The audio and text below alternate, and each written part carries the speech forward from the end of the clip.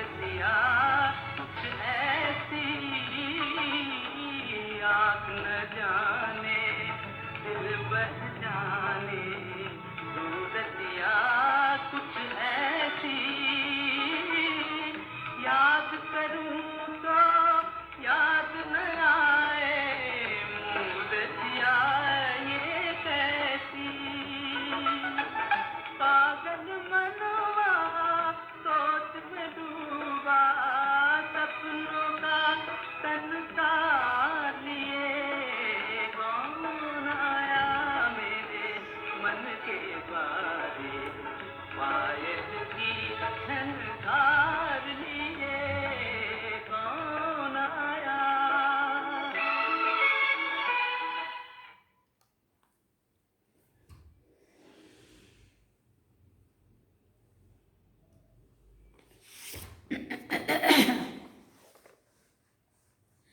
ओम शांति। बाबा good morning. आज बाबा के 17 जनवरी 2024 के महावाक्य हैं।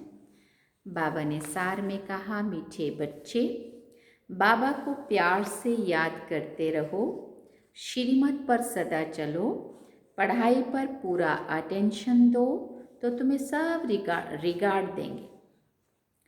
दूसरी बाबा ने प्रश्न पूछा, अतीन्द्रिय सुख का अनुभव किन बच्चों को हो सकता है?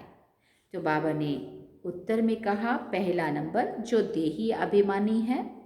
इसके लिए जब किसी से भी बात करते हो या समझाते हो तो समझो मैं आत्मा भाई से बात करता हूँ, यह अभ्यास पक्का हो।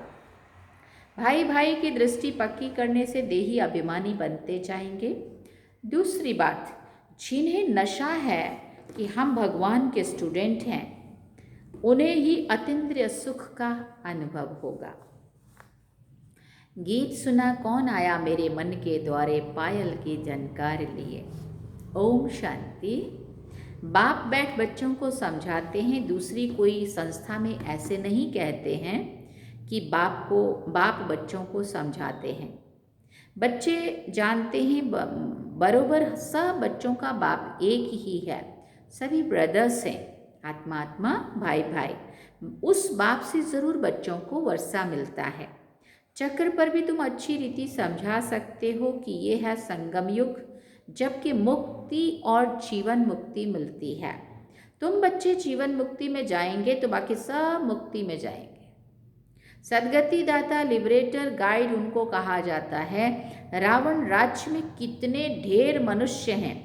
राम राज्य में एक ही आदि सनातन देवी देवता धर्म था। उनको आर्या और अनार्या कहते हैं। आर्या माने सुधरे हुए, अनार्या ना सुधरे हुए को कहा जाता है। देखो, इसका अर्थ भी कोई जानते नहीं है। सुधरे हुए से अनसुधरे कैसे बने? अब सुधरे हुए माना आर्या माना हम सतयुग में थे, और अनसुधरे अनार्या कब बने? अभी बने। जैसे धर्म कर्म सब भूल गए। आर्या कोई धर्म नहीं होता है। जैसे हिंदू भी को कोई धर्म थोड़ी है। हिंदू मतलब ही सनातन धर्म, देवी देवता धर्म वाले ही लोग हैं।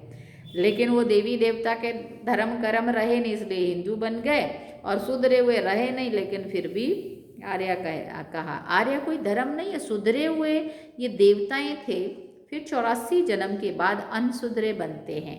जो बच्चे जो ऊंचे थे, ऊंच पूज्य थे, वही अब पुजारी बन पड़े।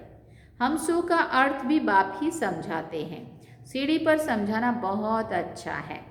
ऐसे नहीं कि आत्मा सो परमात्मा, परमात्मा सो आत्मा। नहीं, ये तो विराट नाटक है।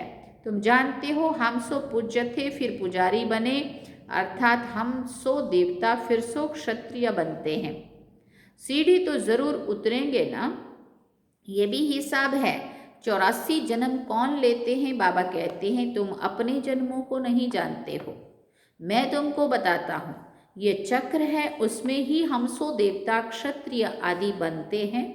21 जन्म तो नामी ग्रामी है। मनुष्य तो इन बातों को जानते ही नहीं है, तमो प्रधान है।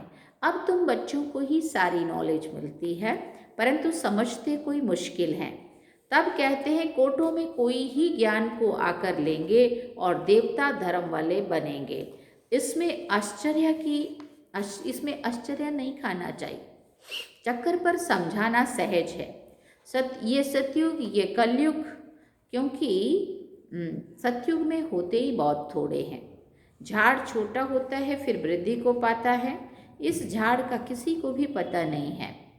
और ब्रह्मा की बात भी मुश्किल समझते हैं। बोलो ब्रह्मा मुख वंशावली ब्राह्मण तो ज़रूर चाहिए ना।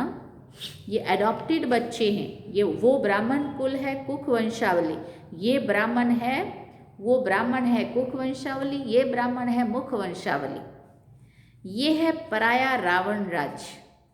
बाप को आकर राम राज्य स्थापन करना होता है तो किस में तो प्रवेश करेंगे ना। देखो ये झाड़ के एकदम पिछाड़ी में खड़ा है, इनकी जड़ जड़ी भूत अवस्था है।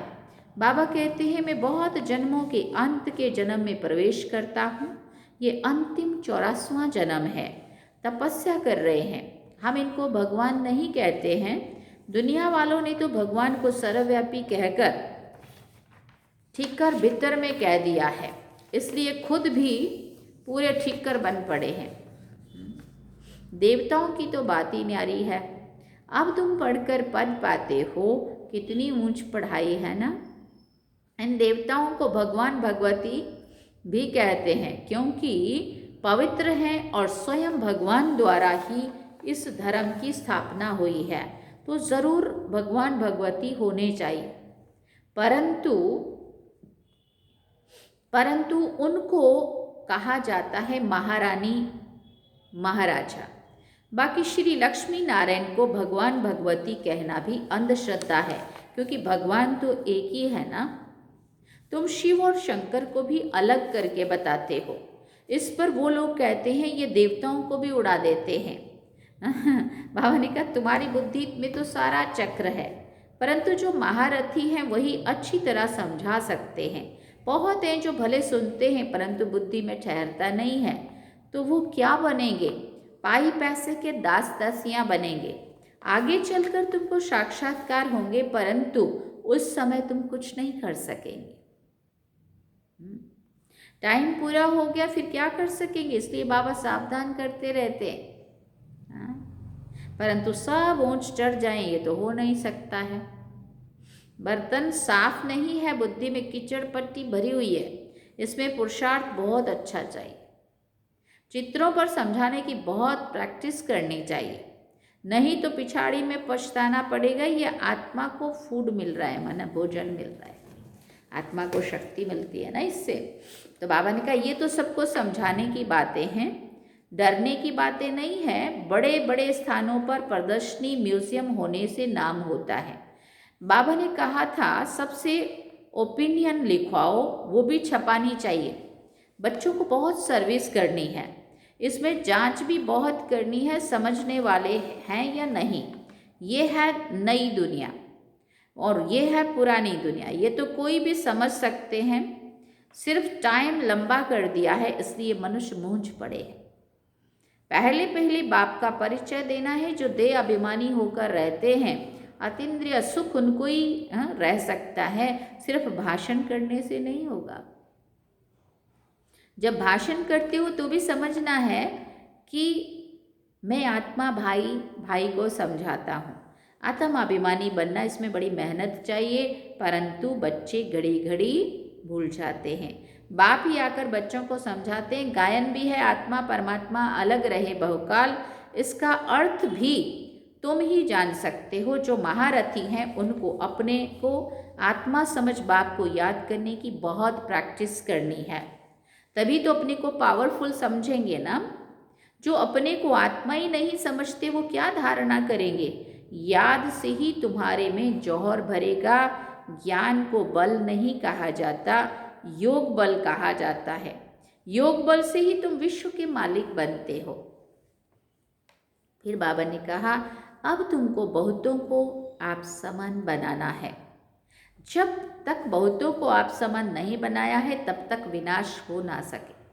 भले बड़ी बड़ी लड़ाई लग जाए परंतु फिर भी बंद होती रहती है। अब देखो कितने समय से यूक्रेन और रशिया का चल रहा है, इधर दूसरा हमास और कुछ कौन था इजराइल की क्या तो जगह थी वो। तो ये क्या है, अगर थोड़ा भी अगर अमेरिका को संकल्प चल गया ना कि जाओ कूद पड़ो अभी, तो आज का आज ही सब कुछ खत्म होने को जाएगा। परंतु फिर भी चल रहा है, क्योंकि छोटा देश लड़ रहा है। अगर ये अमेरिका होता ना अभी तक, तो अभी तक ये सारी दुनिया उनके वाले उनको साथ देते, इनके वाले इनकी तरफ से लड़ते और सारे मर मार के ख़त्म हो जाते। परंतु जब तक ये बड़ा देश शामिल नहीं हो रहा है, तब तक छोटे देश को बैक से वो कर रहे हैं मदद, परंतु सामने नहीं दिखा रहे। परंतु ये ड्रामा है कि अगर बहुत तेज छिड़ जाए पहले से ही, तो जो रही हुई सेवाएं वो तो कैसे होंगी, इसलिए वो हो रही है, उसके लिए टाइम मिल रहा है।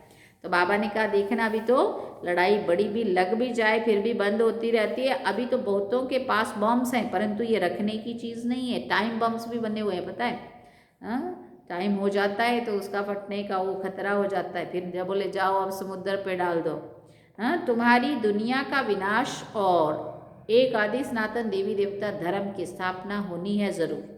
थोड़े समय के बाद सब कहेंगे बरोबर ये वही महाभारत लड़ाई है। भगवान भी है ज़रूर। जब तुम्हारे पास बहुत लोग आएंगे तब सब मानने लगेंगे, क्योंकि कहेंगे ये तो वृद्धि को पाते रहते, इनमें बहुत माइट है। तुम जितना याद में रहेंगे उतनी तुम्हारे में ताकत भरेगी। बाप की याद से ही तुम औरों को लाइट देते हो। ये दादा भी कहते मेरे से भी ये बच्चे बहुत सर्विस करते हैं। अभी थोड़ी देरी है, योग में यथार्थ रीति कोई रह नहीं सकता। खुद भी फील करते हैं कि योग में हम कम हैं, इसलिए बराबर तीर नहीं लगता है। भगवान कुमारियों में ज्ञान बाण भरते हैं। तुम प्रजापिता ब्रह्मा, कुमार कुमारियाँ हो ना, यह है ब्रह्मा, तुम हो एडॉप्टेड बच्चे। क्रिएटर तो एक है, बाकी सब पढ़ रहे हैं, उसमें भी ये ब्रह्मा भी आ गया। फिर ये रचना हो गई ना, तुम देवता बनने वाले हो, दैवी गुण धारण कर रहे हो। कहाँ कहाँ दोनों पहिए चल नहीं सकते, जैसे कि रेती पर खड़े हैं। बाबा नाम नहीं लेते हैं, नहीं तो समझना चाहिए कि बाबा सच कहते हैं। बच्चे भी एक दो के स्वभाव को जान सकते हैं जिनका आपस में काम रहता है। बच्चे समझते हैं हम ही सिरताज थे, अब फिर से बनते हैं। पहले तुम किसी को भी समझाते हो तो मारने के लिए तैयार नहीं होते हैं, फिर धीरे धीरे समझते हैं इनमें बुद्धि बहुत चाहिए। आत्मा में बुद्धि है, आत्मा सत्य चित्त आनंद स्वरूप है। अब तुम बच्चों को देही अभिमानी बनाया जाता है। जब तक बाप ना आए तब तक कोई देही अभिमानी बन ना सके। अब बाबा कहते हैं आत्म अभिमानी भव, माँ भी कहीं याद करो तो मेरे से शक्ति मिलेगी। ये धर्म बहुत ताकत वाला है, सारे विश्व पर राज्य करते हैं, कम बात है क्या। तुमको बहुत ताकत मिलती है बाप के साथ योग लगाने से। यह है नई बात जो अच्छी रीति समझाना पड़ता है। आत्माओं का बेहद का बाप वही है, वही नई दुनिया का रचयिता है। तो शिव का ऑक्यूपेशन समझाओ कि वो आकर क्या करते हैं। श्री कृष्ण जयंती और शिव जयंती दोनों ही मनाते हैं, दोनों की मनाते हैं। अब दोनों में बड़ा कौन? ऊंच थे ऊंच निराकार। उसने क्या किया जो शिव जयंती मनाई जाती? श्री कृष्ण ने क्या किया? लिखा हुआ है परमपिता परमात्मा साधारण बूढ़े तन में आकर स्थापना करते हैं। फिर बाबा ने कहा अनेक प्रकार के मत अंतर हैं, श्रीमत तो एक ही है जिससे तुम श्रेष्ठ बनते हो। फिर बाबा ने कहा देवताएं मानव मत से तो श्रेष्ठ कैसे बनेंगे? ये ईश्वरीय मत है जो तुमको एक ही बार संगम पर मिलती है। देवताएं तो मत नहीं देते हैं ना। मनुष्य से देवता बन गए बस खलास, वहाँ गुरु आदि भी नहीं करते। यहाँ मनुष्य मत लेते हैं गुरु की, तो युक्ति से समझाना है। हम हैं राजयोगी, हठ योगी कभी राजयोग सिखा ना सके, वो है ही निवृत्ति मार्ग वाले। तीर्थों पर प्रवृत्ति मार्ग वालों को ही जाना है। तुम बच्चों को कोई भी बात में मूंझना नहीं है। ये ड्रामा बना बनाया है जो रिपीट होता रहता है। तुम्हारी सर्विस भी कल्प पहले वाली मिसल होती है। ड्रामा ही तुमको पुरुषार्थ कराते हैं, वो भी तुम करते हो कल्प पहले मिसल। पुरुषार्थ वालों की चलन से तुम समझ सकते हो, तभी तो प्रदर्शनी में ग्रुप देखकर गाइड दिया जाता है ताकि अच्छी रीति समझा सके। पढ़ाने वाला बाप तो अच्छी रीति जानते हैं कितनी विशाल बेहद की बुद्धि बनाते हैं। तुमको नशा रहना चाहिए कि हम किसके बच्चे हैं। भगवान हमको पढ़ाते, कोई नहीं पढ़ सकते तो भाग जाते हैं। भगवान भी समझते हैं कि हमारा बच्चा नहीं है। हाँ, तुम देखते हो भगवान के बच्चे पढ़ते थे फिर भाग गए, फिर कुछ समझ में आ जाता है तो फिर भी पढ़ने लग जाते हैं। फिर योग में अच्छी रीति रहें तो उच्च पद पा सकते हैं। समझेंगे बरोबर हमने टाइम बहुत वेस्ट किया जो ऐसा स्कूल छोड़ दिया। हाँ, बाद में पश्चाताप को करते हैं। फिर अब तो ज़रूर बाप से वर्षा लेंगे, बाप को याद करते करते अथवा बाबा बाबा कह के रोमांच खड़े हो जाने चाहिए। बाबा हमको ऊंच पद प्राप्त कराते हैं, हम कितने भाग्यशाली हैं। घड़ी घड़ी बाबा की याद रहे, डायरेक्शन पर चलता रहे तो बहुत उन्नति हो सकती है। फिर उनको बहुत रिगार्ड देंगे, फिर उनको सभी बहुत रिगार्ड देंगे। बाबा कहते हैं पढ़े के आगे अनपढ़े भरी ढोएंगे। देहाभिमान वाले को दैवी गुणों की धारणा हो ना सके। तुम्हारा चेहरा फर्स्ट क्लास होना चाहिए, सुना, मुस्कुराता हुआ, स्माइलिंग फेस, खुशी वाला। कहते हैं अतीन्द्रिय सुख उन्हों से पूछो जिन्हों को भगवान पढ़ाते हैं। कितना पढ़ाई पर अटेंशन देना चाहिए और फिर श्रीमत पर भी चलना चाहिए। तुम्हारे योग की ताकत से विश्व भी पवित्र बन जाता है। तुम योग से विश्व को पवित्र बनाते हो। कमाल है। गोवर्धन पहाड़ को उंगली पर उठाना है। इस छीछी दुनिया को जिन्होंने पवित्र बनाया ये उनकी निशानी। गोवर्धन पहाड़ को उंगली पर उठाना, ऐसा दिखाते हैं ना। तो बाबा ने कहा जो इस छीछी दुनिया को जो भी अच्छा सुंदर श्रेष्ठ बनाने में, पवित्र बनाने में जो मदद करते हैं वो उनकी उंगली, मतलब उनका सहयोग, ये उनकी निशानी है। अच्छा, मीठे मीठे सिके लदे बच्चों प्रति माता पिता बाप दादा का याद प्यार और गुड मॉर्निंग। रूहानी बाप की रूहानी बच्चों को नमस्ते। हम रूहानी बच्चों की रूहानी माता पिता बाप दादा को दिलवा जान सिकवा प्रेम से याद प्यार, गुड मॉर्निंग, नमस्ते, थैंक यू बाबा, शुक्रिया बाबा। धारणा के लिए मुख्य सार है। पहला पॉइंट, सत्य ज्ञान को बुद्धि में धारण करने के लिए बुद्धि रूपी बर्तन को साफ स्वच्छ बनाना है। व्यर्थ बातों को बुद्धि से निकाल देना है। दूसरी बात, दैवी गुणों की धारणा और पढ़ाई पर पूरा अटेंशन दे अतीन्द्रिय सुख का अनुभव करना है। सदा इसी नशे में रहना है कि हम भगवान के बच्चे हैं, वही हमको पढ़ाते हैं। वरदान में बाबा ने कहा निश्चय के फाउंडेशन द्वारा संपूर्णता तक पहुंचने वाले निश्चय बुद्धि निश्चिंत भव। निश्चय इस ब्राह्मण जीवन की संपन्नता का फाउंडेशन है और ये फाउंडेशन मजबूत है तो सहज और तीव्र गति से संपूर्णता तक पहुंचना निश्चित है। जो यथार्थ निश्चय बुद्धि है वो सदा निश्चिंत रहते हैं।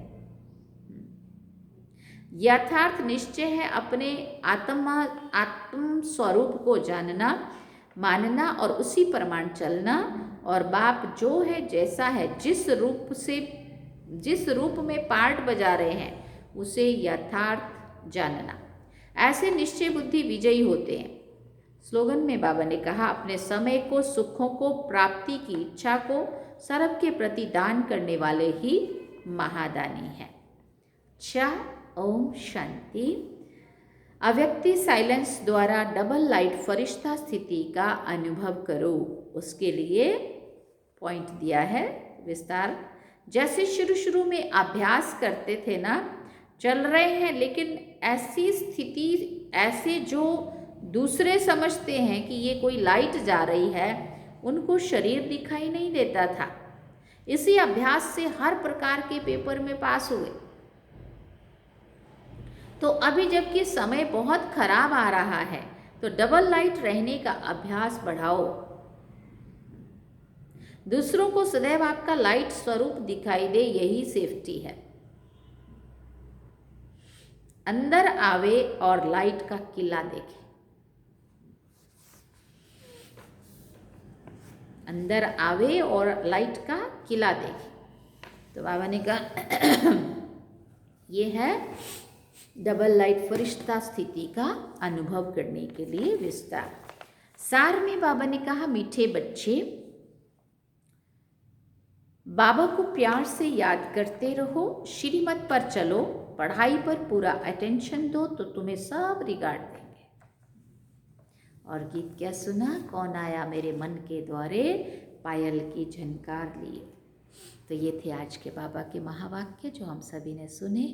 और आने वाले कल तो 18 जनवरी बाबा का दिन है, बाबा मिलन भी करेंगे। और लोग तो पूरा मास, अव्यक्त मास को अव्यक्त उसमें रहते, मन का मौन, मुख का मौन, मौन का बहुत महत्व होता है इस मास में।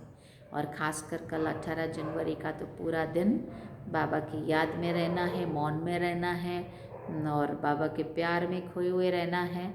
और जो जैसे हर साल का जो रहता है ना हमारा 18 जनवरी का दिनचर्या, अमृत वेले से लेकर के और रात तक, तो उसमें हम 3 से 5 जो योग चल रहा है वो भी अपने अपने रीति से करते हैं।